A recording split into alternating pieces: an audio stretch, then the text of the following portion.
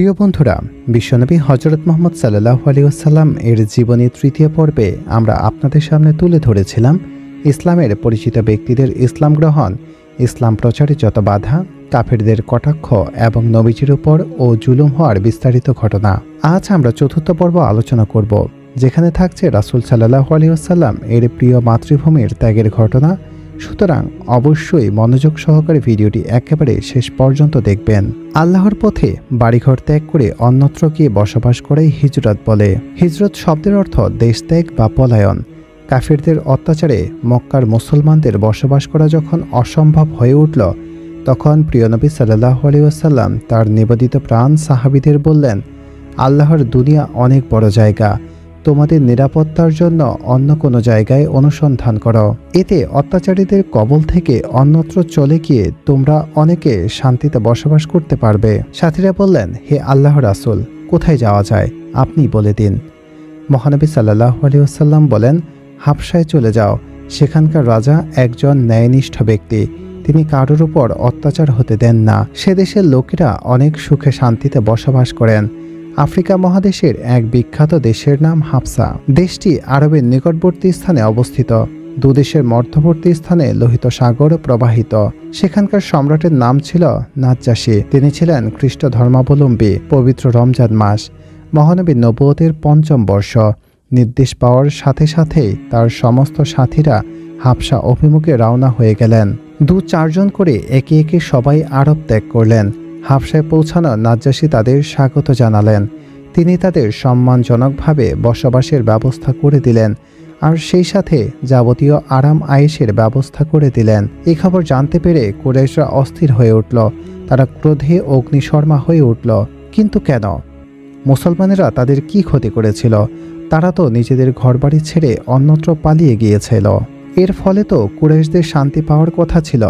প্রকৃত সত্য হল, কুরাইশরা ভীত সন্ত্রস্ত হয়ে উঠেছিল। তারা চিন্তা করল যে মুসলমানরা যদি বাইরে সাহায্য পায় তাহলে উপায় কি হবে? তখন তো আমরা তাদের কাছে অসহায় হয়ে পড়ব, আর ময়দান তো তাদের জন্য সাফ হয়ে যাবে। তারপর তাদের আহ্বান আরও ছড়িয়ে পড়বে, সর্বত্রই ইসলাম ছড়িয়ে পড়বে, আর প্রতিমাকুলের কি অবস্থা হবে? এ কথা চিন্তা করে তারা দেরি না করে হাফসার সম্রাটের কাছে ২ জন লোককে তাদের প্রতিনিধি করে পাঠিয়ে দিল। তাদের একজন বরিয়ার পুত্র আবদুল্লাহ ও অন্যজন আসের পুত্র আমর। এদের হাফসার সম্রাটের কাছে যাওয়ার উদ্দেশ্য ছিল তাদের বিরুদ্ধে সম্রাটের কান ভানিয়ে মুসলমানদের ধরে আবার মক্কায় ফিরিয়ে আনা। সম্রাটকে প্রলোভন করার জন্য তারা মূল্যবান উপঢৌকনও সাথে করে নিয়ে গেল। হাবশায় পৌঁছে প্রথমেই তারা সেখানকার পাদ্রীর সাথে সাক্ষাৎ করল।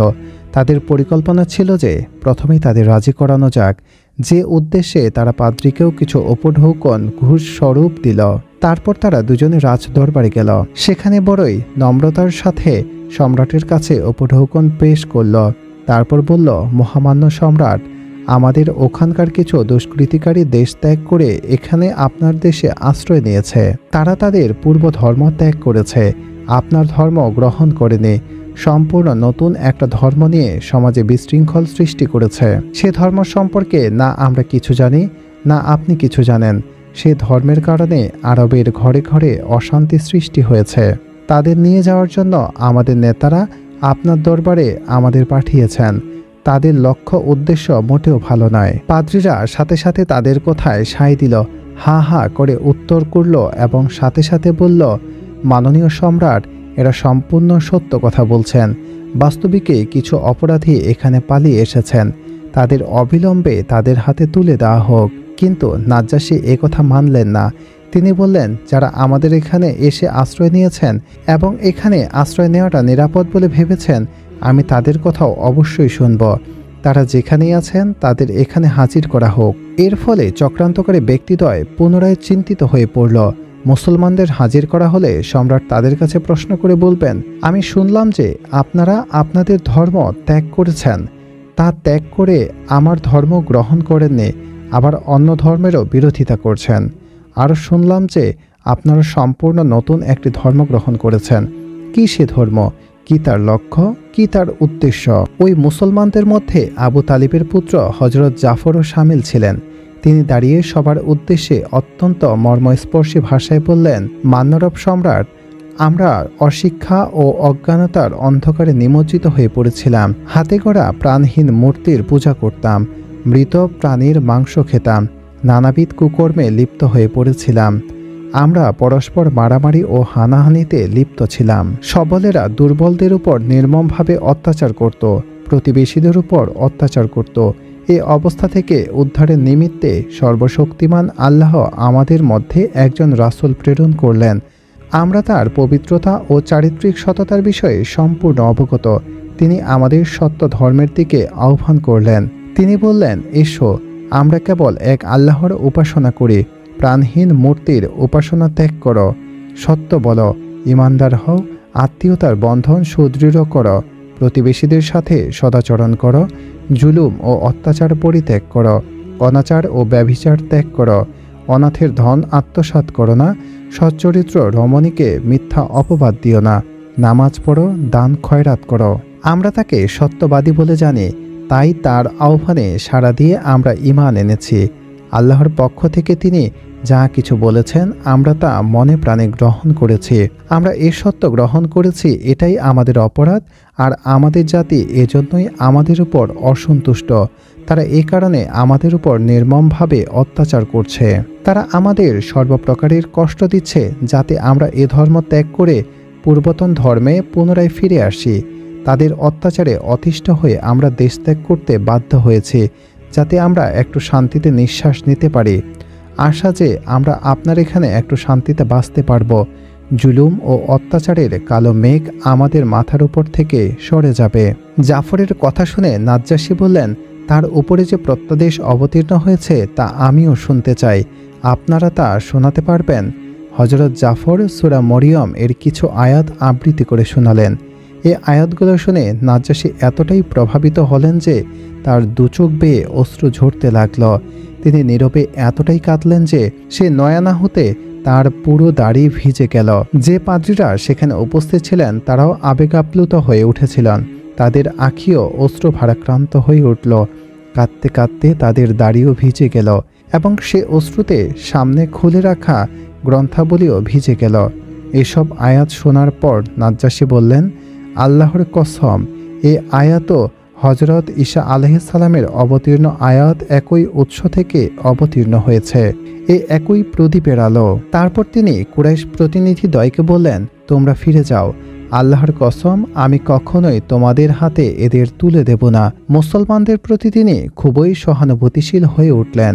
সেজন্য তিনি সে জালিমদের হাতে তাদের অর্পণ করলেন না। মূল্যবান উপহার সামগ্রী তিনি ঘৃণা ভরে প্রত্যাখ্যান করলেন। তিনি ওই প্রতিদ্বন্দ্বীদ্বয়ের একটি কথা শুনতেও রাজি হলেন না।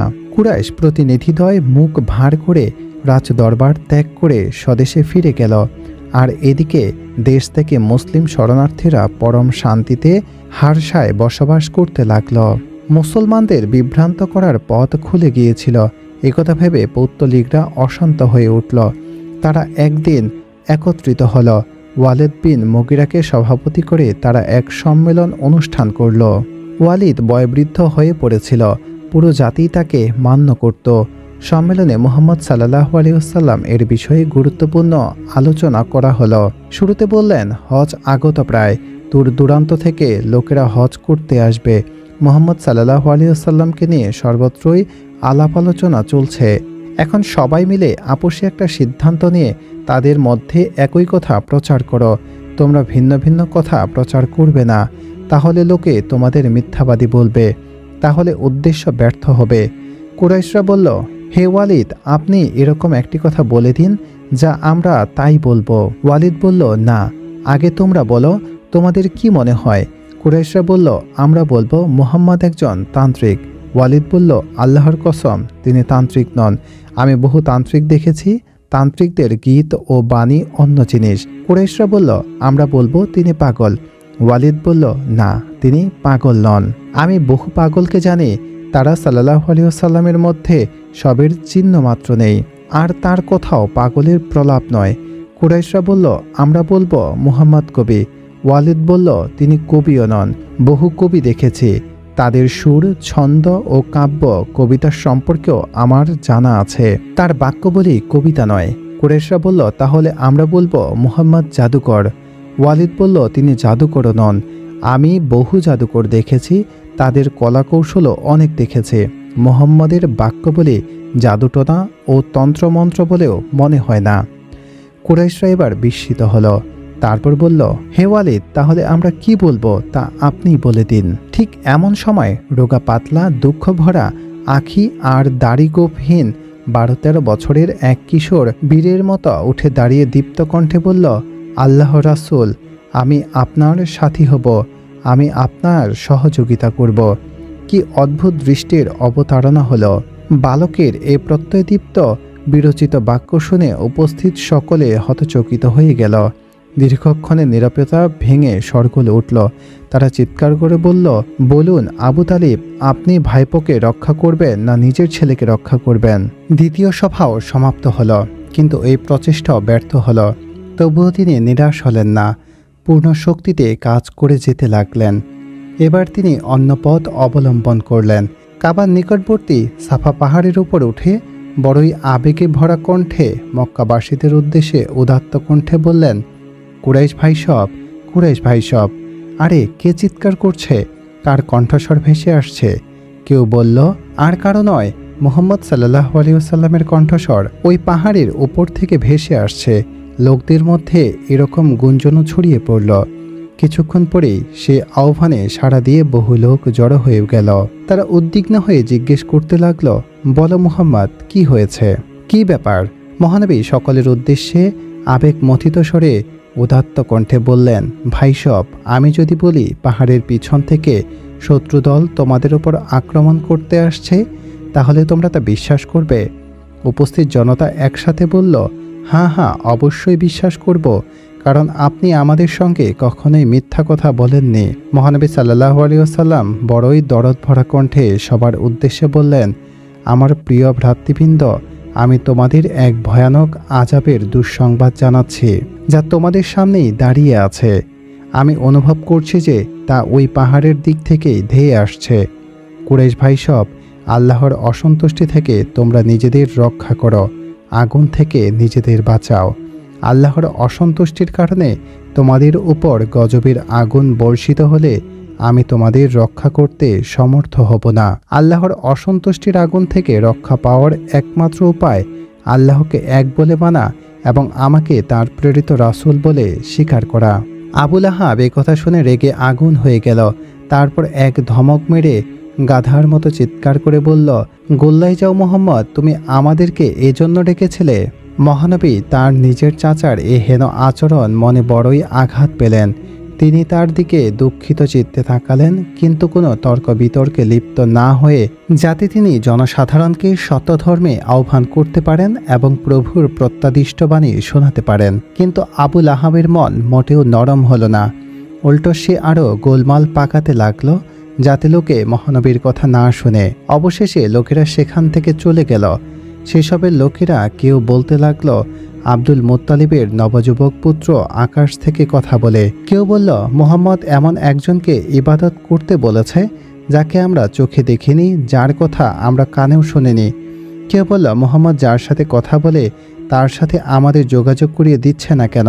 ইসলামের আহ্বান শোনাতে শোনাতে মহানবী আরেক যুগ সময় অতিবাহিত হয়ে গেল। মহানবী তার নিবেদিত প্রাণ শিষ্যদের নিয়ে বাড়ি আসেন, আবার প্রচারে বেরিয়ে যান। এভাবে তিনি তাদের কোরআনের আয়াত শোনাতে লাগলেন। নিরক্ষর লোকেরা তা বারবার শুনে উত্তম রূপে মুখস্থ করে নিতে লাগলো এবং সাক্ষর লোকেরা তা লিখে রাখতে লাগলো এবং সেই সাথে মুখস্থ করে নিতে লাগলো। ছোট বালক বালিকাদের তা মুখস্থ করিয়ে দিতে লাগলেন এবং নবাগত মুসলিমদেরকেও উত্তম রূপে মুখস্থ করাতে লাগলেন। ধীরে ধীরে ইসলাম ছড়িয়ে পড়ল। মুসলমানদের সংখ্যা দিন দিন বাড়তে লাগলো, কিন্তু অনেকেশ্বরবাদীরা তাদের হেসে উড়িয়ে দিতে লাগলো। এ ছিল তাদের জন্য এক ভয়ঙ্কর বিপদ সংকেত। এই কথা তারা কখনোই স্বীকার করতে প্রস্তুত ছিল না। তারা মনে করতে লাগলো, এরা পাগল, এরা কি করতে পারে? তারা ভাবল, মুহাম্মদ সাল্লাল্লাহু আলাইহি ওয়াসাল্লাম প্রতি অধিভক্তিবশত এসব লোকেরা আবেগের বশে তাদের পূর্বপুরুষদের ধর্ম ত্যাগ করেছে, কিন্তু এর পরিণাম তারা জানে না। এ তো তাদের দুর্দিনের নেশা। এরপর উপযুক্ত সময়ে সব নেশা কেটে যাবে, তারপর তারা আবার ফিরে আসবে 14 পুরুষের ধর্মে। একদিনের কথা, কিছু লোক কাবা ঘরে মূর্তিদের উদ্দেশ্যে সিজদা করছিল। এমন সময় মহানবী সেখানে দিয়ে যাচ্ছিলেন। লোকেরা তাকে দেখে লজ্জিত ও ভীত হল। মহানবী ভাবলেন, এ জঘন্য পাপকর্ম থেকে তাদের নিবৃত্ত করা যাক। মানুষ হয়ে মূর্তির উদ্দেশ্যে প্রণয় হওয়া মানবতা ও মনুষ্যত্বের বড়ই অপমান। এই অপমান থেকে তাদের রক্ষা করা উচিত। তাদের উদ্দেশ্যে তিনি বললেন, কুরাইশ ভাই সব, তোমরা তো দাদা ইব্রাহিমের ধর্ম থেকে অনেক দূরে সরে গেছ। তোমরা তোমাদের হাতে গড়া এই তুচ্ছ মূর্তিকে পূজা করছো আর তাদের আল্লাহর সাথে শরিক করছো। বলো, আল্লাহ এতে তোমাদের প্রতি কতটা অসন্তুষ্ট হবেন? এ কথা সহ্য করতে না পেরে পৌত্তলিকরা মহানবীর সাথে তর্কে লিপ্ত হয়ে পড়ল। তারা বলতে লাগলো, আমরা প্রকৃতপক্ষে মূর্তি পূজার আড়ালে আল্লাহর উপাসনাই করি। আমাদের আকাঙ্ক্ষা তো কেবলমাত্র সেই আল্লাহর নিকটবর্তী হওয়া। এ মূর্তিরা হচ্ছে তাকে পাওয়ার একটা মাধ্যম। মহানবী বললেন, যদি তোমরা আল্লাহকে পেতে চাও, আমার কথা শোনো, তাহলে আল্লাহ তোমাদের প্রতি সন্তুষ্ট হবেন। এ কথা শুনে তারা বিতরাগ হয়ে পড়ল। তারা বলল, এর কথা শুনতে শুনতে আমাদের কান বধির হয়ে গেল। এসব কথা আর কতদিন সহ্য করা যায়? আমরা সব কিছু নীরবে সয়ে যাচ্ছি। এখন তার সহ্যের সীমা অতিক্রম হয়ে যাচ্ছে। তিনি অনবরত আমাদের ধর্মবিশ্বাসে আঘাত করছেন, আমাদের পূর্বপুরুষদের বিপদগামী বলে অভিহিত করছেন। আমরা কখনোই আমাদের ঠাকুর দেবতাদেরকে ত্যাগ করব না। তাদের ত্যাগ করতে আমরা একেবারে প্রস্তুত নই। রাগে ফুঁসতে ফুঁসতে সবাই উঠে চলে গেল। তারা সর্বত্রই মহানবীর সমালোচনা করতে লাগলো। কেউ কেউ তাকে দেশ থেকে তাড়িয়ে দেওয়ারও পরিকল্পনা করল। এমনকি তাকে ভীতি প্রদর্শন ও ধমকাতেও লাগল। মক্কার পৌত্তলিক নেতৃবৃন্দ মহানবীর মোকাবিলায় এক মন্ত্রণা সভা আয়োজন করল। তারা বলল, মোহাম্মদ আমাদের দেবতাদের বিরুদ্ধে খুব বাড়াবাড়ি করতেছে। শুধু তাই নয়, সীমাহীন ঔদ্ধত্যের সাথে আমাদের ধর্মের বিরোধিতা করছে। তার বিরুদ্ধে কি ব্যবস্থা নেওয়া যায়? কিভাবে তাকে নিবৃত্ত করা যায়? মুহাম্মদ দেবতাদের অপমান করছেন, যারা আমাদের একমাত্র উপাস্য দেবতা। বহুকাল পূর্ব থেকেই তারা আমাদের উপাস্য। মুহাম্মদ কি আমাদের মূর্খ ও অজ্ঞ মনে করেন? কেন তিনি আমাদের মূর্তি পূজা ত্যাগ করতে বলছেন? আর তাও আবার সেই মূর্তিদের যাদের উপাসনার জন্য আরবের দূর দূরান্ত থেকে ভক্তরা এখানে এসে উপস্থিত হয়, এসে তাদের সিজদা করে এবং তাদের সন্তুষ্টির জন্য কাবাঘর প্রদক্ষিণ করে। তিনি কি চান সারা আরব দেশে মূর্তি বিরোধী মতবাদ ছড়িয়ে দিয়ে জনসাধারণকে মক্কায় আসতে নিরুৎসাহিত করে আমাদের ব্যবসা বাণিজ্য ধ্বংস করে দিতে? তিনি আমাদের ধর্ম ধ্বংস করেছে, এবার কি আমাদের রুটি রুজি থেকেও বঞ্চিত করবেন? বহুক্ষণ ধরে পরামর্শ চলল। শেষে সিদ্ধান্ত হলো, কিছু লোক আবু তালিবের কাছে গিয়ে মুহাম্মাদের বিরুদ্ধে অভিযোগ জানাবে, যাতে আবু তালিব তার ভাইপোকে নিবৃত্ত করে, যাতে মুহাম্মদ আমাদের ও আমাদের দেবতাদের বিরুদ্ধে কিছু না বলেন। আমরা তার ধর্মের বিরুদ্ধে কিছু বলবো না, তিনি যেন আমাদের ধর্মের বিরুদ্ধে কিছু না বলেন। সিদ্ধান্ত মোতাবেক কয়েকজন কুরাইশ দলপতি আবু তালিবের কাছে গেল। এদের মধ্যে ছিল হররের পুত্র আবু সুফিয়ান, রবিয়ার পুত্র উতবা, মুগিরার পুত্র ওয়ালিদ, ওয়াইলের পুত্র আজ এবং হিসামের পুত্র আমর। সেই আমর, আর তার উপনাম ছিল আবুল হাকাম। এ ব্যক্তি আবু জেহিল নামে পরিচিত। এরা সবাই মিলে আবু তালিবের কাছে গিয়ে তাদের বক্তব্য উত্থাপন করল। আবু তালিব খুব মনোযোগ সহকারে, অত্যন্ত বিনয় ও ধৈর্যের সাথে তাদের কথা শুনলেন এবং অনেক বুঝিয়ে সাজিয়ে তাদের ফিরিয়ে দিলেন। মহানবী তাঁর কার্যক্রম এগিয়ে নিয়ে চললেন। জনসাধারণকে তিনি মূর্তি পূজার অসারতা সম্পর্কে বুঝিয়ে এক আল্লাহর উপাসনায় তাদের আহ্বান করতে লাগলেন। দেখতে দেখতে ইসলাম গ্রহণকারীদের বিরাট একটা দল তৈরি হয়ে গেল। এসব দেখে পৌত্তলিকরা দুশ্চিন্তায় পড়ে গেল। মুহাম্মাদের ধর্মপ্রচারে সাফল্য লাভ করছে। জনসাধারণ দলে দলে তার ধর্ম গ্রহণ করছে। ইসলাম দ্রুত ছড়িয়ে পড়ল। এখন আমাদের কি হবে? আমাদের নেতৃত্ব বেহাত হয়ে যাবে, প্রিয় জন্মভূমি উজাড় হয়ে যাবে, আমাদের সমস্ত ব্যবসা বাণিজ্য বন্ধ হয়ে যাবে। আর বিলম্ব নয়, এখনই একটা ফয়সালা হয়ে যাওয়া দরকার। সে কথা ভেবে পুনরায় তারা আবু তালিবের কাছে এসে পূর্বের কথাই পুনরাবৃত্তি করল। আবু তালিব, আপনি আমাদের সকলের শ্রদ্ধা ও সম্মানের পাত্র। আমরা আন্তরিকভাবে আপনাকে সম্মান জানাই। আপনি আমাদের পক্ষ থেকে বুঝিয়ে সুঝিয়ে আপনার ভাইপোকে নিবৃত্ত করুন। তাকে বলুন তিনি যেন আমাদের দেবতাদের বিরুদ্ধে কিছু না বলে, আমাদের ধর্মের অবমাননা না করেন। তিনি যেন আমাদের ধ্যান ধারণা ও চিন্তা চেতনায় আঘাত না দেন, আর আমাদের পূর্বপুরুষদের বিপদগামী বলে অভিহিত না করেন। আপনি হয় এসব বলে তাকে নিবৃত করুন, নতুবা আপনি মাঝখান থেকে সরে যান। দায়িত্ব আমরা নিজেরাই তুলে নিব। এর ফলে এসব ঝামেলা থেকে আপনিও মুক্ত হয়ে শান্তিতে থাকতে পারবেন। আবু তালিব দুঃখ ভারাক্রান্ত চিত্তে সেসব কথা শুনে খুব হয়রান হয়ে পড়লেন। অগত্যা তিনি মোহাম্মদকে ডেকে বাধ্য হয়ে বললেন, ভাইপো, এরা সমাজের সম্ভ্রান্ত ও ধনশালী ব্যক্তি। এরা একটা গোত্রের গোত্রপতি ও সম্মানী ব্যক্তি। এরা চাচ্ছে তুমি তাদের ধর্মবিশ্বাস ও ঠাকুর দেবতাদের বিরুদ্ধে কিছু বলো না। তারাও তোমার ও তোমার উপাসক সম্পর্কে কিছু বলবে না।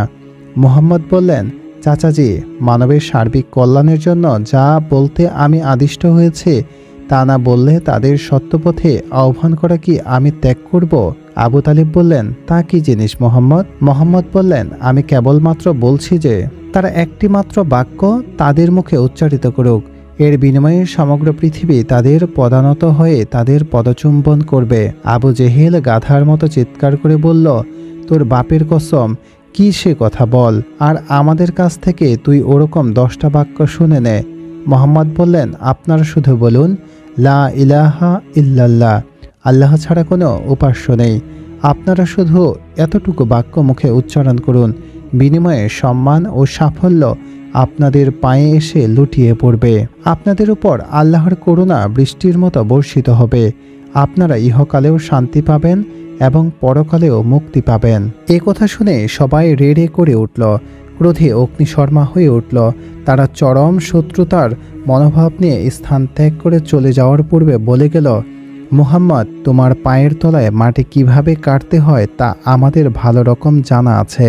হযরত মুহাম্মদের আহ্বান দিক দিগন্তে ছড়িয়ে পড়ল। সমাজের ছোট বড় বিভিন্ন পর্যায়ের মানুষ সে আহ্বানে সাড়া দিয়ে ইসলামের সুশীতল ছায়াতলে এসে আশ্রয় নিচ্ছিলেন। এসব দেখে পৌত্তলিকরা হিংসার আগুনে জ্বলতে লাগল। ভয়ঙ্কর বিষধর সাপের মতো রাগে ফুঁসতে লাগল। এক আল্লাহর ইবাদত তাদের কাছে ছিল পৌত্তলিকতাকে চরম অবমাননার শামিল। ইসলামের মর্যাদা কাফেরদের ক্রোধানলে প্রতীত করল। মুসলমানদের উদাত্ত আহ্বান পৌত্তলিকদের কাছে বিষের পেয়ালার মতো মনে হতে লাগল।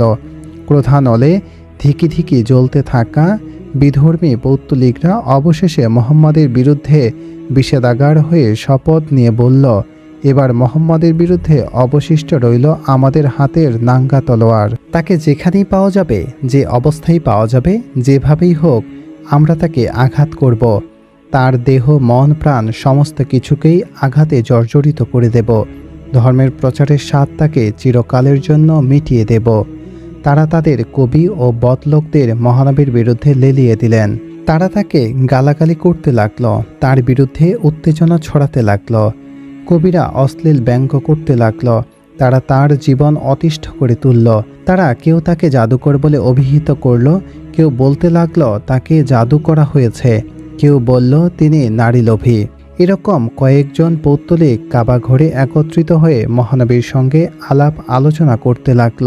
তারা বলাবলি করল, আরে মুহাম্মদ তো বলছেন মৃত্যুর পর মানুষকে আবার জীবিত করে তার কর্মফলের হিসাব নিকাশ করা হবে।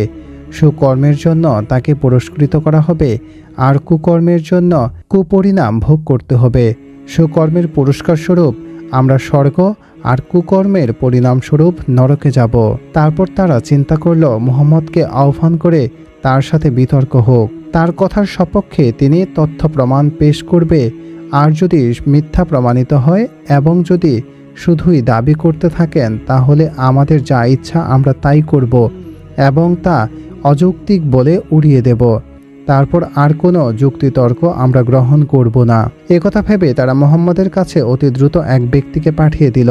লোকেরা তার কাছে গিয়ে পৌঁছালে তার মনে একটা আশার আলো জ্বলে উঠল। তিনি ভাবলেন হয়তো তারা ঈমান আনার চিন্তায় হস্তদস্ত হয়ে তার কাছে ছুটে এসেছে।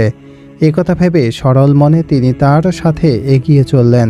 কিন্তু সেখানে ছিল অন্য ব্যাপার, অন্য মতলব। তারা তাকে মানসিক আঘাতে জর্জরিত করার জন্যই ডেকে এনেছে। তারা মুহাম্মদকে বলল, মুহাম্মদ, এ আরবের বুকে আর দ্বিতীয় কোনো ব্যক্তির সন্ধান পাওয়া যায়নি যে নিজের জাতির সঙ্গে আপনার মতো কোনো বিরোধ খাড়া করেছে।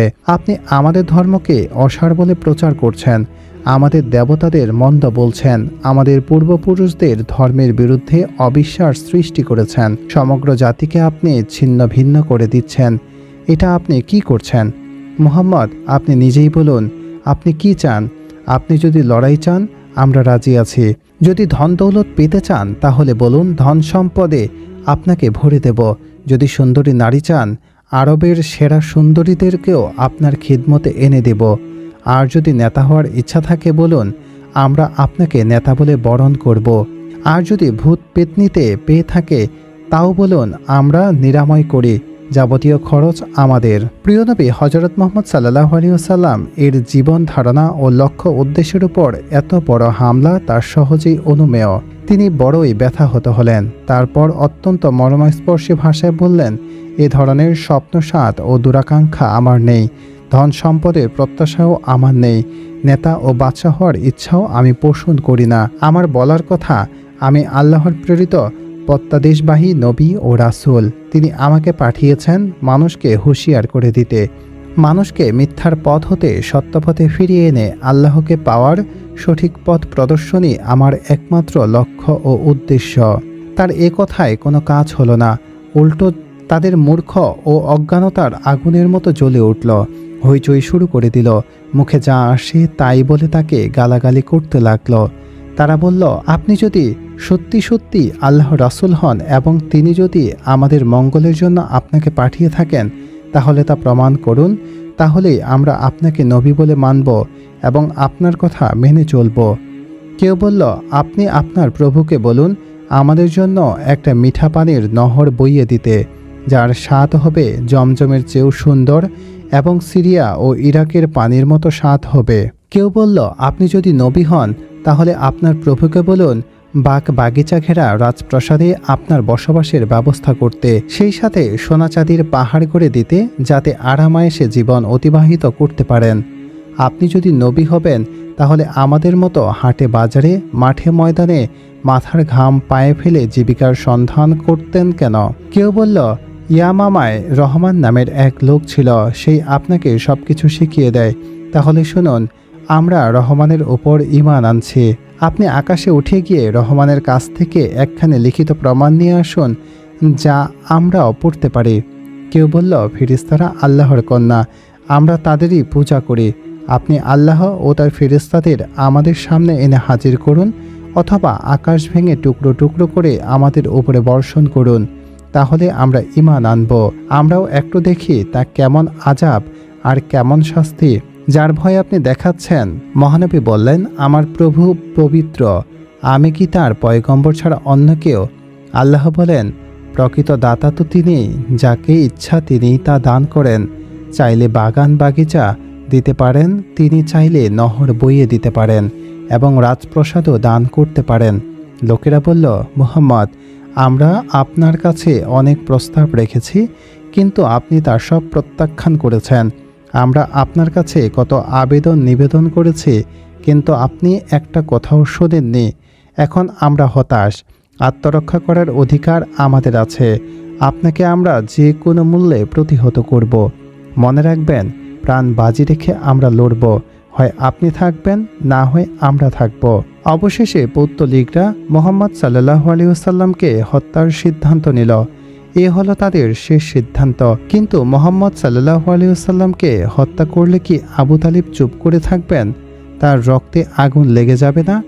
শুধু তাই নয়, আবু মুত্তালিবের পুরা বংশের লোকেরাই ক্ষেপে যাবে। তারা তো মক্কার প্রধান গোত্র, এমনকি মক্কাবাসীদের দণ্ডমুণ্ডের কর্তাও। এর পরের অবস্থা সামলাবে কে? এ চিন্তা করেই তারা অবদমিত হয়ে পড়ল। সমস্ত বরবাদ একেবারে ঠান্ডা হয়ে গেল, সমস্ত বরদবা একেবারে ঠান্ডা হয়ে গেল। কিন্তু হ্যাঁ, একটা পথ খোলা আছে, তা হলো আবু তালিব মুহাম্মদকে দূরে কোথাও সরিয়ে দিন, যাতে তার চোখের আড়াল হলে মনটাও ঠান্ডা থাকে। অনেক দিন যাবৎ অনেক চিন্তা ভাবনা করলো তারা। অবশেষে এ মূর্খরা একটা পরামর্শ করল। ঠিক করল, আবু তালিবের কাছে এমন এক যুবককে নিয়ে যাওয়া যাক, যে শক্তি ও সাহসে যথেষ্ট বীরত্বের অধিকারী এবং সৌন্দর্য জগতেও সম্রাট। তাকে বলো, তুমি এই যুবককে রাখো, বিনিময়ে মুহাম্মদকে আমাদের হাতে অর্পণ করো। এই কুমতলব হাসিল করার উদ্দেশ্যে পৌত্তলিক নেতারা আবু তালিবের কাছে এলো। সাথে নিয়ে এলো ওয়ালিদ বিন উমারা নামের এক মোটা তাজা যুবককে। এসে আবু তালিবকে বলল, আবু তালিব, আমাদের প্রিয় পুত্র ওয়ালিদ, মক্কার সবচেয়ে শক্তিমান ও সুশ্রী এক যুবক। সে সৌন্দর্য জগতেও সম্রাট। আজ থেকে আপনার পুত্র। সকল ব্যাপারে সে আপনাকে সুপরামর্শ দেবে এবং সকল কাজ নিজ হাতে করে দেবে। এই সুপুরুষ যুবকটিকে আপনি রাখুন, আর এর বিনিময়ে আপনার ভাইপো মোহাম্মদকে আমাদের দিয়ে দিন। আমরা তাকে নিঃশেষ করে দেই। বিনা কারণে এক বিতর্ক তুলে সমগ্র জাতিকে তিনি ছিন্ন ভিন্ন করে দিচ্ছেন। বিনিময়ে তার চেয়ে ভালো একজন যুবককে আমরা আপনাকে দিয়ে দিচ্ছি। সমাজের নেতা গোছের এক দৃষ্টে এসব লোকদের এরকম হটকারী বক্তব্যে আবু তালেব বিস্মিত চিত্তে তাদের দিকে তাকিয়ে রইলেন। এই হটকারী কুমতলববাজ লোকদের উপযুক্ত জবাব দেওয়ার জন্য কিছুক্ষণ নীরব থাকার পর মুখ খুললেন, বললেন, অজ্ঞ হটকারী বুদ্ধির ঢেকি কুরাইশ নেতৃবৃন্দ, তোমাদের কথা শুনে আমি বড়ই কৌতুক বোধ করছি। তোমরা কি করে ভাবলে যে তোমাদের এ অপদার্থ পুত্রকে আমি খাইয়ে পরিয়ে মোটা তাজা করি আর আমার হৃদয়ের ধন কলিজার টুকরা মোহাম্মদকে তোমাদের দিয়ে দেই? আল্লাহর কসম, মহাপ্রলয় কালাবধি তা হতে দেব না। কুরাইশ নেতাদের মধ্যে ছিল আদির পুত্র মৃতায়েম। সে বলল, আল্লাহর কসম আবু তালিব, জাতি আপনাদের প্রতি অনেক সুবিচার করেছে। আমরা প্রাণপণ চেষ্টা করেছি যাতে অপ্রিয় ঘটনা না ঘটে, কিন্তু বড়ই দুঃখের বিষয় যে আপনি আমাদের একটা কথাও মানতে প্রস্তুত নন। আবু তালিব বললেন, আল্লাহর কসম, আমার প্রতি সামান্যতম সুবিচারও করা হয়নি। আসল কথা হলো, তোমরা আমাকে বেইজ্জতি করার সিদ্ধান্ত নিয়েছ। তোমরা সিদ্ধান্ত নিয়েছ যে দেশের জনসাধারণকে আমার বিরুদ্ধে খেপিয়ে দিয়ে আমার সর্বনাশ সাধনে লিপ্ত থাকবে। তবে ঠিক আছে, যা মন চায় তাই করে দেখো। কুরাইশরা বলল, আপনি আমাদের প্রতি সামান্যতম সুবিচার করেননি, না আমাদের সাথে না আপনার ভাইপোর সাথে। আমরা আপনাকে কতবার অনুনয় বিনয় করেছি যে আপনি আপনার ভাইপোকে বোঝান, তাকে বাধা দিন, কিন্তু আপনি আজ পর্যন্ত কিছুই করেননি। শুনে রাখুন, এবার যদি আমাদের দেবতাদের ও পূর্বপুরুষদের বিরুদ্ধে কিছু বলা হয় এবং আমাদের ধর্মীয় ধ্যান ধারণার আঘাত করা হয়, তা আমরা বলে দিচ্ছি আমরা আর সহ্য করব না। এখন কেবলমাত্র দুটি পথ খোলা আছে, হয় বুঝিয়ে তাকে বিরত রাখুন, নতুবা আমাদের সঙ্গে লড়াইয়ের জন্য প্রস্তুত থাকুন। আপনি যদি তার পক্ষে থাকেন তাহলে আমরা আপনার বিরুদ্ধেও লড়ব, তার বিরুদ্ধেও লড়ব। পরিণামে হয় আপনি থাকবেন, নতুবা আমরা থাকব। এসব কথা বলে লোকেরা চলে গেল। ব্যাপার বড়ই কঠিন। আবু তালিব বড়ই দুশ্চিন্তাগ্রস্ত হয়ে পড়লেন। হৃদয় বড়ই ভারাক্রান্ত হয়ে উঠল। জাতি ও বংশের লোকদের এই প্রকাশ্য হুমকি তার প্রাণকে বড়ই আহত করল। জাতির লোকদের এই শত্রুতামূলক জঘন্যতম কুপ্রস্তাব মেনে নেওয়া যেমন তার পক্ষে সম্ভব ছিল না, তেমনি প্রাণপ্রিয় ভাইপো মুহাম্মদ সাল্লাল্লাহু আলাইহি ওয়াসাল্লামের সামান্যতম ক্ষতিও তার পক্ষে মেনে নেওয়া সম্ভব ছিল না। এ ছিল বড়ই বেদনাদায়ক পরিস্থিতি। এ ছিল তার আত্মমর্যাদা ও দায়িত্বশীলতার বিরাট একটা পরীক্ষা। আবু তালিব মাথায় হাত দিয়ে ভাবতে বসলেন। চিন্তা করতে লাগলেন, আমি কি করব?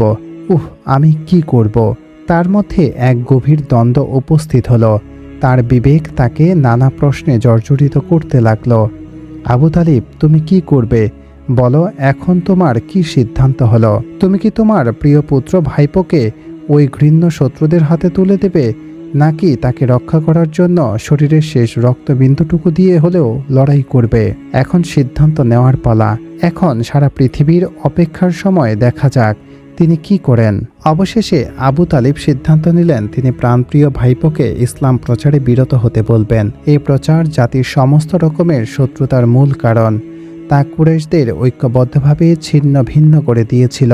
তা তাদের আত্মমর্যাদা ও অহংকার বোধকে আহত করেছিল। মুহাম্মদের চাচা আবু তালিবের কাছে গেলেন। মুহাম্মদ চাচা আবু তালিবের কাছে গেলেন। চাচা আবু তালিব তাকে সমস্ত বৃত্তান্ত শোনালেন। কুরাইশদের হুমকির কথাও তাকে অবগত করলেন। তারপর বললেন, প্রিয় পুত্র আমার, আল্লাহর জন্য তুমি আমার ও তোমার জীবনের প্রতি মনোযোগী হও। তুমি আমার উপর এতটা ভার চেপো না যে আমি বইতে অক্ষম হব। এ ছিল মুহাম্মদের পরবর্তী সিদ্ধান্ত সম্পর্কে এক বিরাট জিজ্ঞাসাবাদ চিহ্ন। এখন শুধু জবাবের অপেক্ষা। বিশ্ব মানবতার কল্যাণে নিবেদিত ও আল্লাহর প্রেরিত নবী মুহাম্মদ নিজের প্রাণ বাঁচানোর জন্য আল্লাহর আহ্বান জনগণকে শুনিয়ে তাদের সত্য সুন্দরের পথে আহ্বানে তাগিদ কি পরিত্যাগ করবেন, তিনি কি আল্লাহর আহ্বান থেকে মুখ ফিরিয়ে চাচার মুখাপেক্ষী হয়ে সিদ্ধান্ত নেবেন? এমনকি ইমানের যুগপ্লাবলিত আলো থেকে এই দুনিয়া বঞ্চিত হবে আর কুফরিদের অন্ধকারে ডুবে যাবে এই পৃথিবী? আবু তালিব বললেন, মুহাম্মদ, আমার কথা তো শুনলে, বলো তোমার কি সিদ্ধান্ত? মুহাম্মদ সেই সিদ্ধান্তই নিলেন যে সিদ্ধান্ত স্বয়ং খোদা তাআলা করে রেখেছেন। তিনি সেই সিদ্ধান্ত নিলেন যা স্বয়ং খোদা তাআলার পছন্দ। তিনি দৃঢ় কঠিন পদভরে ইস্পাত কঠিন সংকল্প নিয়ে তার প্রাণের কথাটি বললেন, চাচাজি, আল্লাহর কসম, আমার এক হাতে যদি দেওয়া হয় আকাশের সূর্য আর অন্য হাতে যদি দেওয়া হয় আকাশের চাঁদ, তার সত্ত্বেও আল্লাহর প্রদত্ত সত্য ধর্ম প্রচার থেকে আমি কখনো বিরত হব না। এর জন্য জীবনের শেষ রক্তবিন্দুটি দিয়ে হলেও লড়াই করব।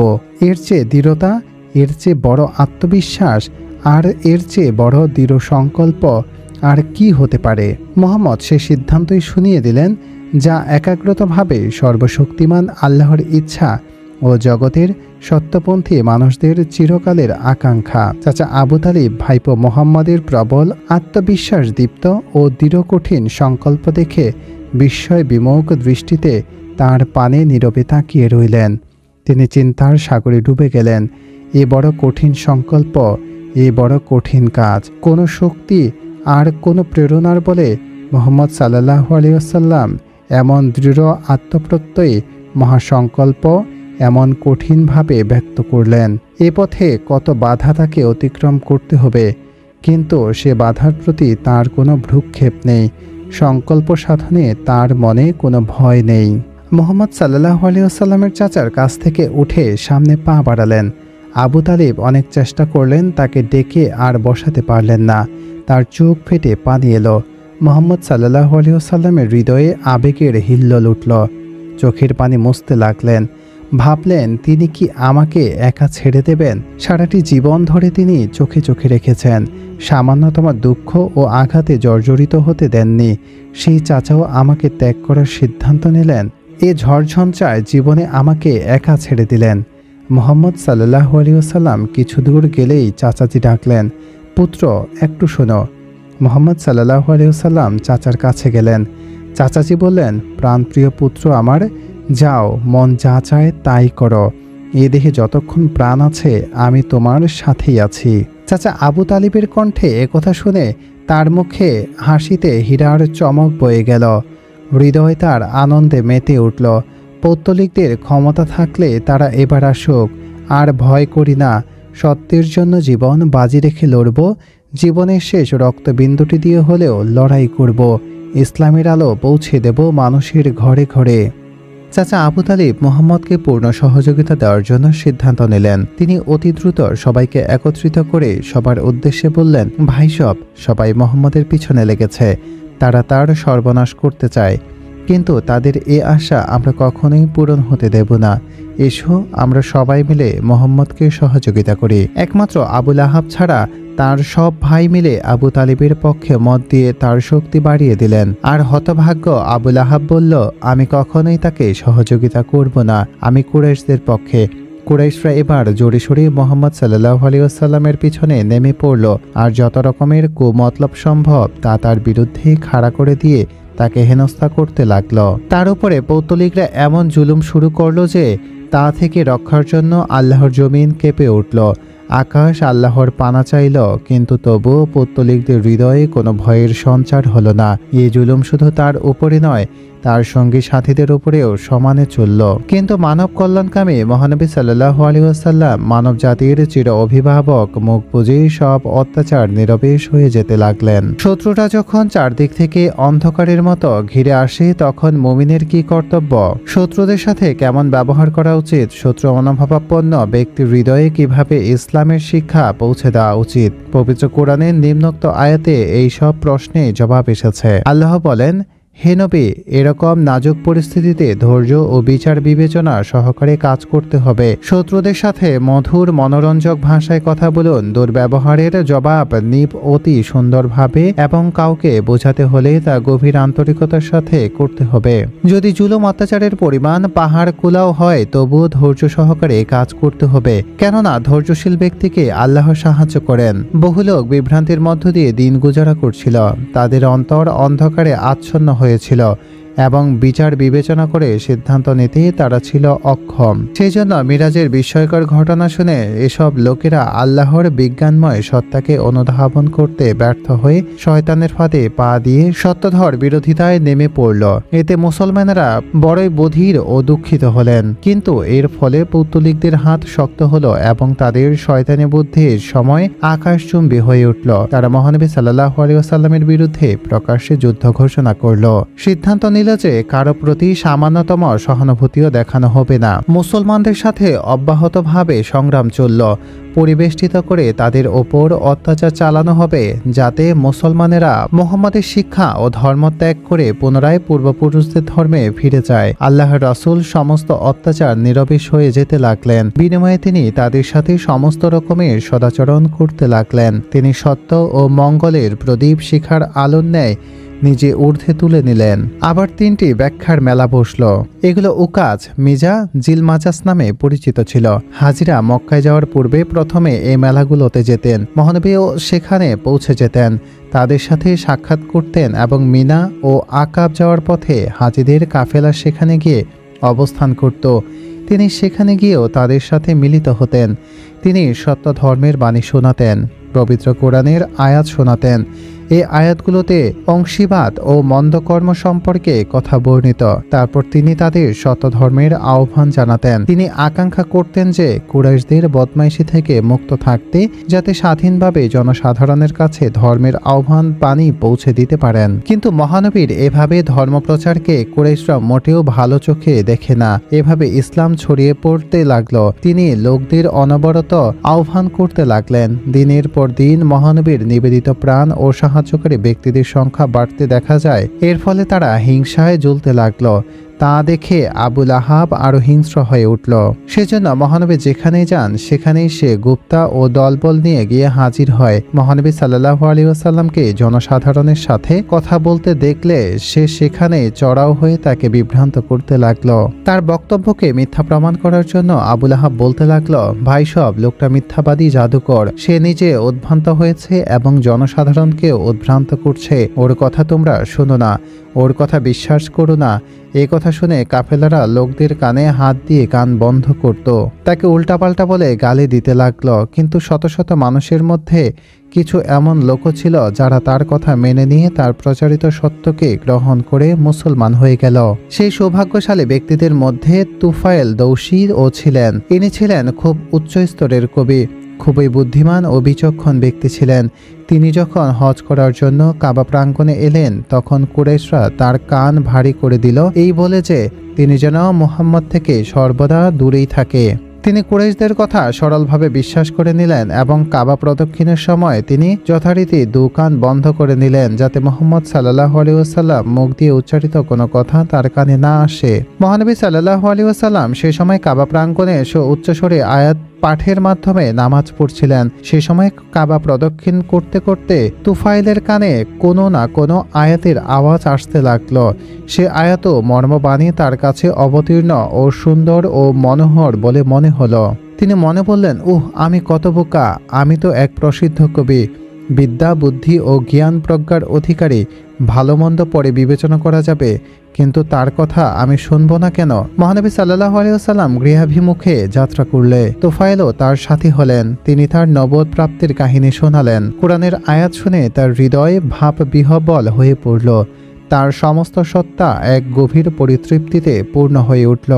তার মনে হলো এমন তৃপ্তিদায়ক ও শান্তিবর্ধক বাণী তিনি আর কখনো শোনেননি। তিনি যেন এক নতুন পথের সন্ধান অনুভব করলেন। মহানবী সাল্লাল্লাহু আলাইহি ওয়াসাল্লাম তাকে ইসলাম গ্রহণের আমন্ত্রণ জানালেন।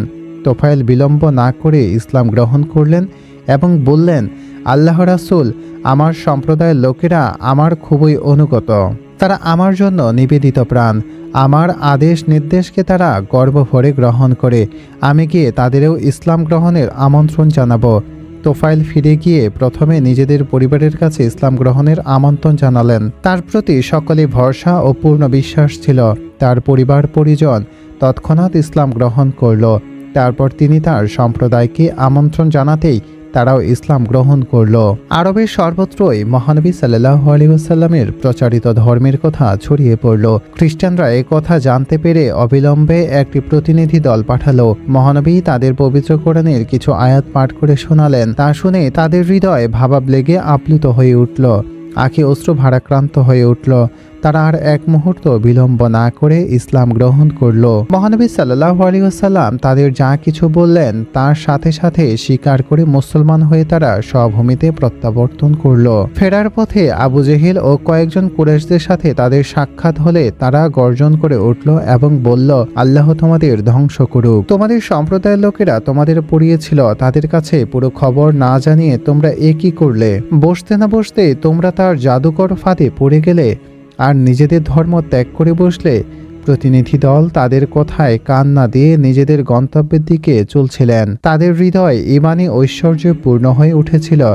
তারা খুব দ্রুত এগিয়ে চলছিল নিজেদের সম্প্রদায়ের কাছে। এক মহান ধর্মের সুসংবাদ তারা অতি দ্রুত বয়ে নিয়ে চলছিল। মহানবীর ধর্মপ্রচারের কথা শুনে যারা পবিত্র ইসলামের প্রতি আকৃষ্ট হয়েছিলেন এবং তার একজন বিশিষ্ট সহযোগী হয়েছিলেন, তাদের মধ্যে শামিতের পুত্র সুবাইলও ছিলেন। তিনি মদিনার অন্যতম সম্মানিত ও সম্ভ্রান্ত ব্যক্তি ছিলেন। কবি হিসেবেও পরিচিত ছিল তার। বীরত্বেই তার তুলনা ছিল তিনি নিজেই। নিজ বংশের লোকদের প্রতিও ছিল তার অপ্রতিহত গৌরব। সেজন্য সমাজে তিনি কালিম নামে অভিহিত ছিলেন। তিনি হজ করার উদ্দেশ্যে মক্কায় এলেন। মহানবীর কথা জানতে পেরে তিনি তার কাছে গেলেন, ইসলামের শিক্ষা তার সামনে পেশ করলেন এবং তাকে ইসলামে আহ্বান জানালেন। আল্লাহর ইবাদতের প্রতি মনোযোগ আকর্ষণ করলেন। জুবাইদ বললেন, সম্ভবত আমার কাছে যা আছে আপনার কাছেও তাই আছে। মহানবী সাল্লাল্লাহু আলাইহি ওয়াসাল্লাম বললেন, আপনার কাছে কি আছে? সুবাইদ হাকিম লুকমানের প্রদত্ত বাণী। সুবাইদের স্মৃতিতে যা কিছু ছিল সবই শুনিয়ে দিলেন। মহানবী মনোযোগ সহকারে শুনতে লাগলেন। তারপর বললেন, এ তো ভারী সুন্দর কথা, কিন্তু যে বন্ধু আমার কাছে আছে তা আল্লাহর শেষ গ্রন্থ, তার সত্তর সুন্দর ও জ্ঞানালোক আলোকিত মহাগ্রন্থ। মহানবী তাকে কোরআন শোনালেন এবং ইসলাম গ্রহণের আমন্ত্রণ জানালেন। সুবাইদ প্রস্তুত হলেন এবং বললেন, বাস্তবিকই তো এ বড়ই উত্তম। এরপর সুবাইদ মদিনায় ফিরে গেলেন। তিনি যা কিছু শুনেছিলেন তা তার মস্তিষ্কে সুরক্ষিত করে নিলেন। তিনি বারবার চিন্তা করতে লাগলেন। পরে তিনি মুসলমান অবস্থায় নিহত হলেন। ঘটনা হলো, মদিনায় কিছু ইহুদি বসবাস করত। তারা ছিল খুবই জঘন্য চরিত্রের লোক। পরস্পরের মধ্যে লাগালাগি, কানাভারি করা ও পরস্পরের মধ্যে হিংসা বিদ্বেষ সৃষ্টিতে তারা ছিল খুবই দর। এদেরই লাগালাগি ও চক্রান্তের কারণে আউস ও খাজরাজ গোত্র পরস্পরের শত্রুতে পরিণত হয়ে যায়। এর ফলে মদিনায় গৃহযুদ্ধ ছড়িয়ে পড়ে। এ যুদ্ধে সুবাইদ রাদিয়াল্লাহু তাআলা আনহু নিহত হন। মদিনা থেকে এসে সেসব ব্যক্তি ইসলাম গ্রহণ করেছিল, তাদের মধ্যে আয়াস রাদিয়াল্লাহু তাআলা আনহু ছিলেন অন্যতম। তিনি ছিলেন মাআজের পুত্র। তখন তার বয়স ছিল খুবই কম। সে সময় আউস ও খাজরাজ গোত্রের মধ্যে অব্যাহতভাবে যুদ্ধ চলছিল। সে সময় প্রত্যেকেরই কামনা ছিল যে আরবের প্রতিটি গোত্রই তাদের পক্ষে যোগ দিয়ে প্রতিপক্ষের বিরুদ্ধে লড়াইয়ে অংশগ্রহণ করুক। এদের মধ্যে আয়াসও ছিলেন। মহানবীর খবর শুনে তিনিও তার সাথে সাক্ষাৎ করলেন। মহানবী তাকে ইসলামের আহ্বান করলেন এবং কোরআনের কিছু আয়াত শোনালেন। আয়াস এসব কথা শুনে তার সঙ্গীদের উদ্দেশ্যে বললেন, হে আমার সম্প্রদায়, যে কারণে আপনারা এসেছেন তার চেয়ে এ বাণী কি শ্রেষ্ঠ নয়? আয়াসের সম্প্রদায় তখন ছিল প্রচণ্ড মারমুখী। রাত দিন তারা যুদ্ধের চিন্তায় সময় অতিবাহিত করছিল। কাফেলার দলপতি ছিল আবুল হাইজ। সে কাকর তুলে তার মুখে নিক্ষেপ করে বলল, চুপ করো, আমরা এসব কথা শোনার জন্য আসিনি। কিন্তু আয়াস সে সময়ে পবিত্র ইসলাম গ্রহণ করল। এর কিছুদিন পরে আউস ও খাজরাজ গোত্রের মধ্যে যুদ্ধের দামামা বেজে উঠল। মহানবী সাল্লাল্লাহু আলাইহি ওয়াসাল্লাম নিজেই প্রত্যেক গোত্রের কাছে গেলেন। তিনি তাদের ইসলামের প্রতি আহ্বান জানালেন, সকলের কাছে সাহায্য ও সহযোগিতার আকুল আবেদন জানালেন। কিন্তু লোকেরা সে কথায় কর্ণপাতই করল না। সকলেই যেন তা না শোনার ভান করে রইল। এ ব্যাপারে তাদের মধ্যে নানা রকমের প্রতিক্রিয়া কাজ করছিল। কেউ চিন্তা করল, আমাদের নগর সকলের জন্য একটা পছন্দনীয় স্থান। যদি আমরা মুহাম্মদ সাল্লাল্লাহু আলাইহি ওয়াসাল্লামকে সাহায্য সহযোগিতা করি তাহলে অন্যরা তা অপছন্দ করবে এবং এর ফলে আমাদের সেখানে যাওয়া আসা বন্ধ হয়ে যাবে। হুকিফ গোত্রের জন্য এটাই ছিল মূল কারণ। তায়েফের আবহাওয়া ছিল খুবই মনোরম। তা প্রত্যেকেই পছন্দ করত। গরমের মৌসুম এলেই সেখানে ধনী ও সমস্ত লোকদের মেলা বসে যেত। সকিফ গোত্রের ধারণা ছিল, যদি আমরা মুহাম্মদ সাল্লাল্লাহু আলাইহি ওয়াসাল্লামকে সহযোগিতা করি তাহলে আমাদের তায়েফ ত্যাগ করতে হবে। আরবের বিখ্যাত লাভ দেবতার মন্দিরও অবস্থিত ছিল সেখানে, যে কারণে তায়েফ একটা তীর্থক্ষেত্রে পরিণত হয়েছিল। সেজন্য ঈমান আনাও ছিল তাদের স্বার্থের পক্ষে বিপজ্জনক। এমন কিছু গোত্রও ছিল যাদের নেতাগিরি করার তীব্র বাসনা ছিল। বনু আমির গোত্রের লোকদের অবস্থা ছিল এরকমই। তারা মহানবীকে বলল, আমরা ইসলাম গ্রহণ করতে রাজি আছি, কিন্তু আপনার পরে নেতৃত্ব করব আমরা। মহানবী সাল্লাল্লাহু আলাইহি ওয়াসাল্লাম বললেন, শাসন ও নেতৃত্বের পূর্ণ ক্ষমতা পানের এখতিয়ার আল্লাহর, তিনি যাকে মনে করেন তাকে তা দান করেন। এ কথা শুনেই তারা মুখ ফিরিয়ে নিল এবং বলল, আমরা আপনার জন্য প্রাণ দেব, অথচ বিজয়ের পরে অন্য লোক এসে নেতৃত্ব করবে? যান, আপনার সাথে আমাদের কোনো প্রয়োজন নেই। আরবের কয়েকটি বিখ্যাত গোত্র ছিল কিন্দা, কল্ব, বনু হুনাইফা ও বনু মুজর। এরা এবং ছোটখাটো কয়েকটি গোত্র মুখ ফিরিয়ে নিল। তারা বলল যে গৃহস্বামী গৃহবাসীদের খবর সবচেয়ে বেশি জানে। এতে যদি সামান্যতম মঙ্গল নিহিত থাকত তাহলে তাকে তাড়াবার কোনো প্রয়োজন তা মনে করত না। এভাবে তিনি সর্বত্রই ব্যর্থ মনোরথ হয়ে ফিরে এলেন। কেউই তাকে আশ্রয় নিল না। অনেকেই তার সাথে বড়ই নির্মম আচরণ করল এবং দৃঢ়তার সাথে তাকে প্রত্যাখ্যান করল। যদি কোনো গোত্র তার সাথে সদাচরণের ভাব দেখাতো এবং সহানুভূতি প্রকাশ করত তাহলে সাথে সাথে আবুল আহাবও সেখানে গিয়ে হাজির হয়ে তাদের বিরুদ্ধে মুহাম্মদ সাল্লাল্লাহু আলাইহি ওয়াসাল্লামকে ভয় দেখিয়ে বলতো, সে চায় যে তোমরা লাভ ও উজ্জা দেবতাকে ত্যাগ করে এবং তার বাজে কথার মধ্যে তোমরা ফেঁসে যাও। এ কথা তোমরা কখনোই শোনো না, তোমরা তার ধোকার মধ্যে পড়ো না। আবুল আহাবের কথা শুনে লোকেরা বিভ্রান্ত হয়ে তাকে পরিত্যাগ করতে আর তার নামে মদিনায় বিখ্যাত দুটি গোত্র ছিল। এই দু গোত্রের মধ্যে এক যুগ ধরে শত্রুতা চলে আসছিল। মুহাম্মদ সাল্লাল্লাহু আলাইহি ওয়াসাল্লামের সময় এই বিরোধ তুঙ্গে অবস্থান করছিল, তা বর্তমান এক বিস্ফোরণ অবস্থায় পৌঁছালো। এই বিরোধে নতুন মাত্রা যোগ করল ইহুদিরা, সেজন্য তাদের মধ্যে লড়াই লেগেই থাকতো। কখনো বা আস ও খাজরাজ গোত্রের মধ্যে, আস ও ইহুদিদের মধ্যে, কখনো বা বাবরাজ ও ইহুদিদের মধ্যে, কখনো আজ খাজরাজ ও ইহুদিদের মধ্যে এ লড়াই বেঁধে যেত। এভাবেই মদিনায় কারো না কারো সঙ্গে লড়াই লেগেই থাকতো। এক যুদ্ধের আগুন নিভতে না নিভতেই আর অন্য আরেক যুদ্ধ জ্বলে উঠত। ইহুদিরা সমাজের সবচেয়ে দুষ্কৃতিকারী ও চক্রান্তকারী বলে পরিচিত হলো। তারা চিন্তা করলো যে আস ও খাজরাজ গোত্র একসাথে মিলে তাদের বিরুদ্ধে পড়াই করছে। আমাদের লোকেরা তাদের হাতে খুন হয়ে যাচ্ছে, আমাদের সমস্ত সম্পদ বিনষ্ট হচ্ছে। মদিনার নেতা ছিলাম আমরা, এখন সে নেতৃত্ব থেকে বসেছে। এমত অবস্থায় এমন চাল চালা উচিত যে দু পক্ষের মধ্যে চিরশত্রুতা সৃষ্টি হয়। তারা একে অন্যের মধ্যে থেকে এমনভাবে বিচ্ছিন্ন হয়ে যাবে যে ভবিষ্যতে তারা আর কখনো মিলেমিশে থাকবে না, নামও নিবে না। তারা পরস্পরের মধ্যে ঝগড়া লড়াই করে নিঃশেষ হয়ে যাক, অথচ আমাদের যেন আঁচড় না লাগে। ইহুদিদের এই পরিকল্পনা সফল হলো। তারা যা চেয়েছিল তাই হলো। আস ও খামরাজ এখন থেকে আর একে অন্যকে সহ্য করতে পারে না। এখন তারা একটাই মাত্র লক্ষ্য স্থির করলো যে একে অন্যকে ভাষা নির্মূল করে দেবে। সামান্য বিরোধ থেকেই শুরু হলো রক্তক্ষয়ী লড়াই। মাসের পর মাস, বছরের পর বছর ধরে চলত। তা থামবার কোনো লক্ষণ দেখা যেত না। পরিণামে অগণিত মানুষ নিহত হতো, রক্তের বন্যা বয়ে যেত। নিহতের আত্মীয় স্বজনদের মধ্যে কান্না আর শোকের কোনো সীমা পরিসীমা থাকতো না। এভাবে চলতেই থাকতো।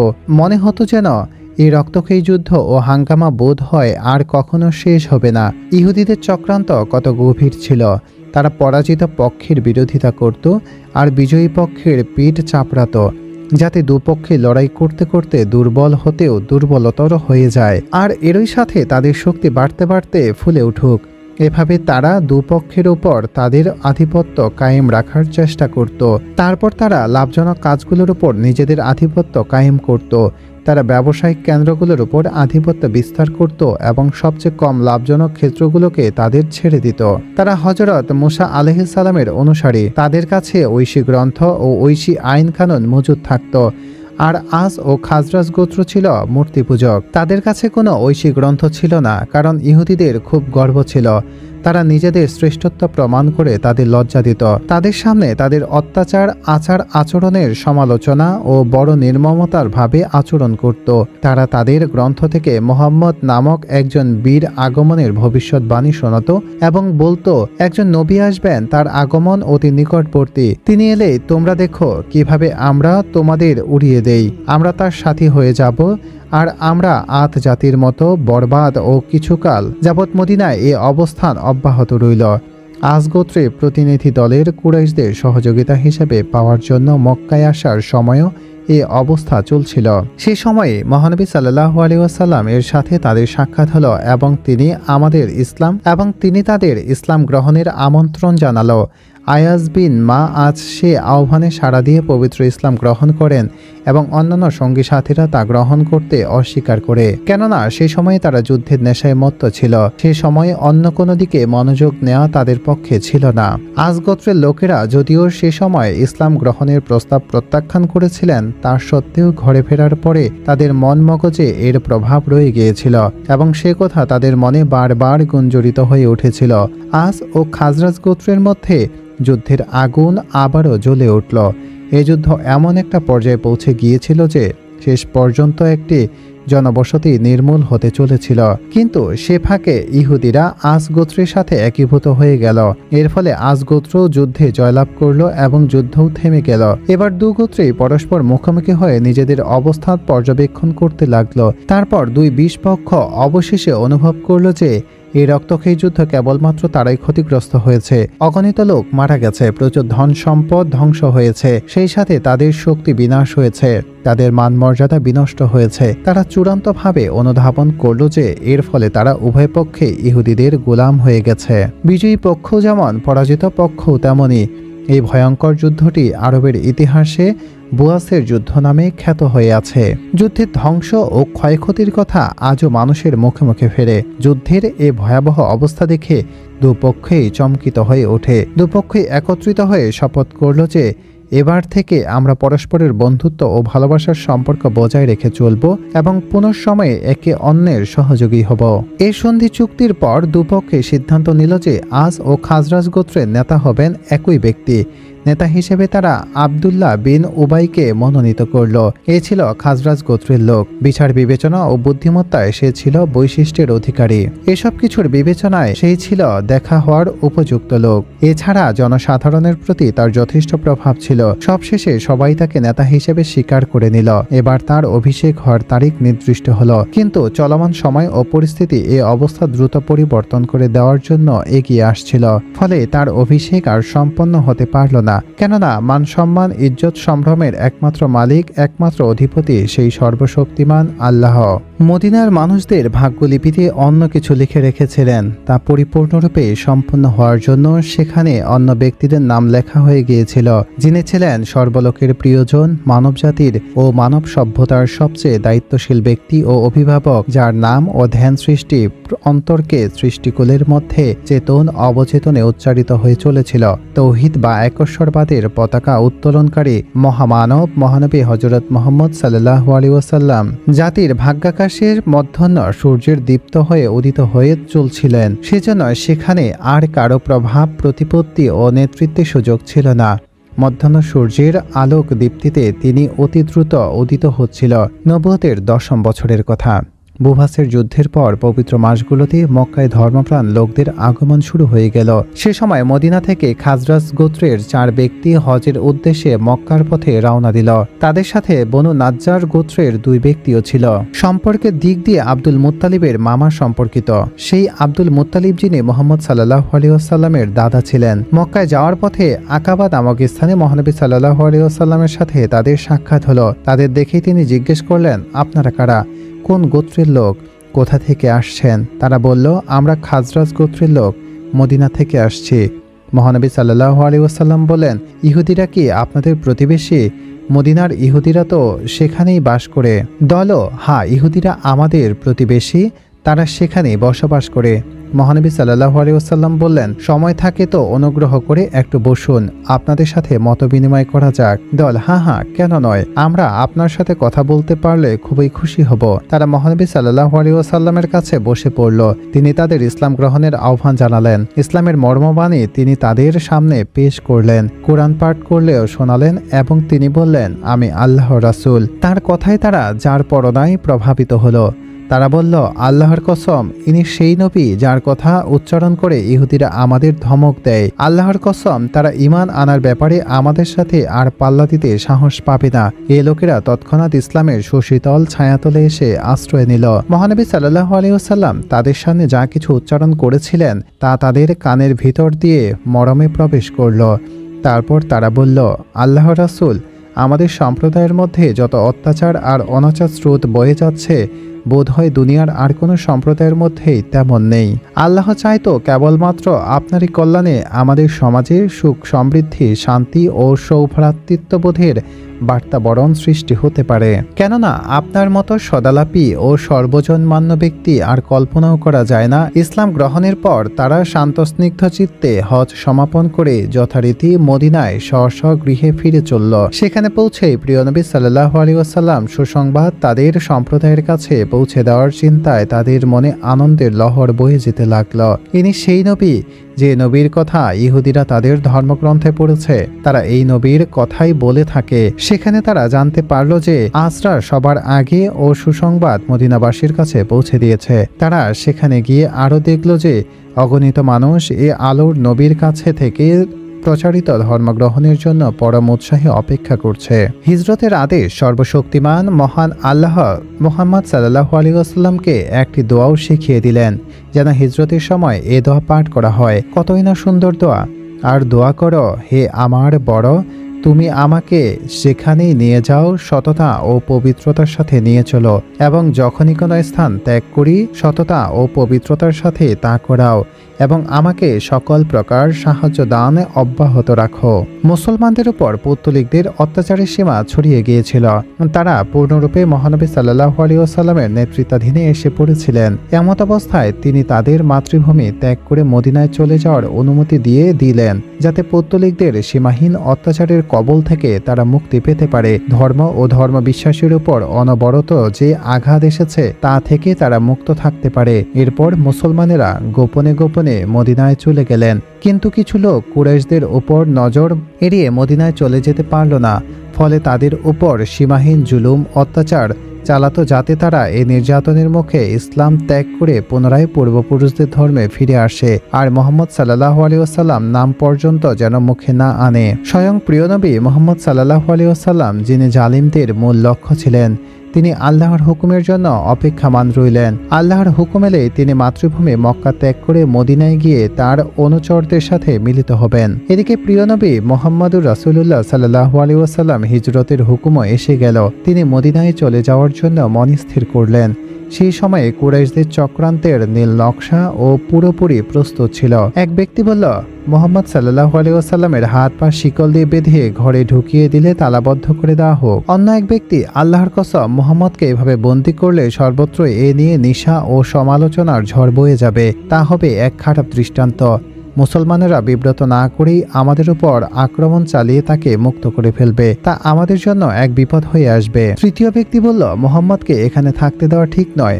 তাকে ধরে দুর্গম এক এলাকায় ছেড়ে দিয়ে আসা হোক। সেখান থেকে সে যেখানে ইচ্ছা সেখানেই চলে যাক। এবার আবু জেহেল দাঁড়িয়ে বলল, একটা কৌশল আছে যা আজ পর্যন্ত কেউ ভাবেনি। এবার উদ্বিগ্ন চিত্তে বলল, আবুল হাকাম, কি সেই কৌশল? আবু জেহেল বলল, আমরা রাস্তায় প্রত্যেক গোত্র থেকে একজন করে বীর যুবককে নির্বাচন করে তাদের প্রত্যেকের হাতে একটা করে ধারালো তরবারি তুলে দেওয়া হোক। তারা সম্মিলিতভাবে মুহাম্মাদের ওপর আক্রমণ চালিয়ে তাকে ছিন্ন ভিন্ন করে দেবে। এর ফলে আমরা সবাই স্বস্তি পাব। এভাবে হত্যা করার ফলে হত্যার দায় সমস্ত গোত্রের উপরে বর্তাবে। এ প্রস্তাবে সকলে মনোপুত হল। খুশিতে সবাই উচ্ছ্বসিত হয়ে সকলকে আবু জাহেলকে ধন্যবাদ জানিয়ে বলল, আবুল হাকাম, এ একটা উপযুক্ত সিদ্ধান্ত। তারপর তাদের সভা সমাপ্ত হলো। সবাই খুশিতে ডগমগ হয়ে তারা ভাবতে লাগলো, ধরলা মুহাম্মদ নিহত হয়েছে, তার ধর্ম নির্মূল হয়েছে। পৌত্তলিকরা মহানবী সাল্লাল্লাহু আলাইহি ওয়াসাল্লামকে হত্যার পরিকল্পনা নিল। সে কাজ সম্পন্ন করার উদ্দেশ্যে কোমর বেঁধে নেমে পড়ল, কেননা এই হত্যার দায় সমস্ত গোত্রের উপরই বর্তাবে। প্রত্যেক গোত্রেরই এতে অংশগ্রহণ করা ছিল আবশ্যিক। যেহেতু প্রত্যেক গোত্রই এতে অংশগ্রহণ করেছিল, সেহেতু হাশিম গোত্রের একার পক্ষে এর বদলা নেওয়া সম্ভবপর ছিল না। ওদিকে আল্লাহর ফয়সালা ছিল যে তার উপর যেন সামান্য আচার না লাগে। আল্লাহ তাকে সাহায্য করবেন এবং পরিপূর্ণরূপে তার দায়িত্ব নিজে গ্রহণ করলেন। সেই ভয়ানক রাত এসে গেল, যে রাতে পৌত্তলিকরা মুহাম্মদকে হত্যার পরিকল্পনার বাস্তবায়নের জন্য নির্দিষ্ট করে রাখছিল। তারা মহানবী সাল্লাল্লাহু আলাইহি ওয়াসাল্লামের গৃহকে ঘিরে ফেলল। সর্বশক্তিমান আল্লাহ পৌত্তলিকদের এই চক্রান্তের খবর মহানবী সাল্লাল্লাহু আলাইহি ওয়াসাল্লামকে জানিয়ে দিলেন। হযরত আলী রাদিয়াল্লাহু তাআলা আনহু নিজ গৃহেই থাকতেন। মহানবী সাল্লাল্লাহু আলাইহি ওয়াসাল্লাম তাকে বললেন, আমার উপরে হিজরতের আদেশ এসেছে। শত্রুরা আমাকে হত্যা করার জন্য আমার বাড়িকে ঘেরাও করে রেখেছে। তারপর বললেন, আলী, আজ আমি মদিনায় চলে যাব। তুমি আমার বিছানায় চাদর মুড়ি দিয়ে শুয়ে পড়ো। আল্লাহ চাহে তো কোনো অসুবিধা হবে না। সকালে গিয়ে আমার কাছে রক্ষিত আমানত সবাইকে প্রতিরোধ করে নিও। এদিকে আলী রাদিয়াল্লাহু তাআলা আনহু এবং বিশ্বনবীর মধ্যে কথোপকথন শেষ হলে হযরত আলী রাদিয়াল্লাহু তাআলা আনহু বেদনা ভারাক্রান্ত হৃদয়ে মহানবী সাল্লাল্লাহু আলাইহি ওয়াসাল্লামকে বিদায় দিলেন আর কামনা করলেন যেন সহি সালামতে মদিনায় তিনি পৌঁছে যেতে পারেন। এদিকে শত্রুরা যখন গভীর রাতে বিশ্বনবীর ঘরে আসলো, তারা দেখল যে চাদর মুড়ি দিয়ে একজন শুয়ে আছে। তারা ভাবল যে হয়তো বিশ্বনবী শুয়ে আছে, কিন্তু যখনই সেই চাদর থেকে হঠাৎ করে আলী রাদিয়াল্লাহু তাআলা আনহু দাঁড়ালো, তারা দেখে চমকে গেল এবং মনে মনে প্রত্যেকেই ভাবতে লাগলো, এই বুঝি আমরা মুহাম্মদকে আবারও হাতছাড়া করে ফেললাম। সে তো এবার মদিনায় গিয়ে আবার ধর্ম প্রচার করবে। তার আগে ক্ষিপ্ত হয়ে রাসূল সাল্লাল্লাহু আলাইহি ওয়াসাল্লামকে খোঁজাখুঁজি করতে লাগলো, কিন্তু ততক্ষণে আমাদের প্রিয় নবী মদিনায় পৌঁছে গেছেন এবং আল্লাহ তাআলাই তাকে রক্ষা করেছেন। আর এভাবেই তিনি তার প্রিয় মাতৃভূমিকে ত্যাগ করলেন। প্রিয় বন্ধুরা, রাসূল সাল্লাল্লাহু আলাইহি ওয়াসাল্লামের জীবনের বাকি অংশটুকু আমরা পরবর্তী পঞ্চম পর্বে আলোচনা করব ইনশাআল্লাহ।